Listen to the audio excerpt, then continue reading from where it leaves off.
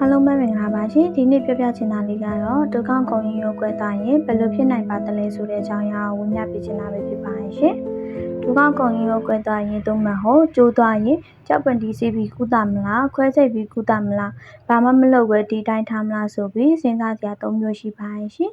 ဘယ်နည်းလမ်းကိုသုံးမလဲဆိုတာကအယိုးဘယ်လောက်ကွဲသွားသလဲနဲ့ခြေထောက်ကိုဘယ်လောက်ဆက်နိုင်သလဲဆိုတာမှမူတည်ပါတယ်ရှင်။ကြောက်ပတ်တီးစီးတဲ့နည်းလမ်းကိုအယိုးအယုံသားအပ်ပြီးနေရာရွေ့မသွားတဲ့လူနာတွေမှာသုံးနိုင်ပါတယ်ရှင်။အဓိကကတော့ခြေထောက်ကိုမကွေးနိုင်အောင်ထားတာဖြစ်ပြီးကြောက်ပတ်တီးမဟုတ်လဲတခြားအထောက်အကူပစ္စည်းများကိုအသုံးပြုနိုင်ပါတယ်ရှင်။ကုန်ကြစရိတ်တက်တာပေမဲ့တလကျော်ခြေထောက်ကိုဖျောက်တန်းထားရတဲ့အတွက်ဒူးပြန်ကွေးဖို့အချိန်ယူလေ့ကျင့်ရပါတယ်ရှင်။ခွဲစိတ်ပြီးကုသတဲ့နည်းလမ်းကတော့ကျိုးသွားတဲ့အယိုးစတွေကိုဝါယာကြိုးသို့မဟုတ်စတီးချောင်းလေးများအသုံးပြုကနေရာချပြီးပြန်ဆက်ပေးပါတယ်ရှင်။အယိုးဆက်တဲ့ပုံစံပုံမိုးမှန်ကန်ပြီးခွဲစိတ်ပြီးတိတ်မကြခင်မှာဒူးကိုလှုပ်ရှားနိုင်တာကြောင့်ဒူးတောက်နဲ့တန်တိတ်မခံရပါဘူးရှင်။နည်းနည်းတော့ရှိနိုင်ပါတယ်ရှင်။တခါတလေမှာတော့ခွဲစိတ်ပြီးထည့်ထားတဲ့စ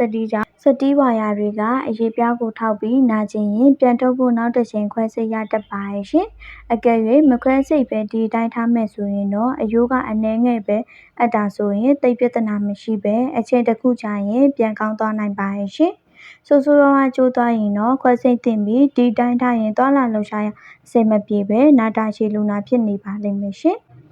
အချိန်ကြာလာလို့သွားလာလှုပ်ရှားမှုပုံမှန်ပြန်ဖြစ်ရင်တောင်ဒူးကောင်းမှာအချိုက်ကြီးနဲ့ဒဏ်ရာပြန်ဖြစ်ကြံခဲ့ပါလိမ့်မယ်ရှင်။ဗီဒီယိုလေးကိုအဆုံးထိနားထောင်ပြီးလို့ကျေးဇူးအများကြီးတင်ပါတယ်ရှင်။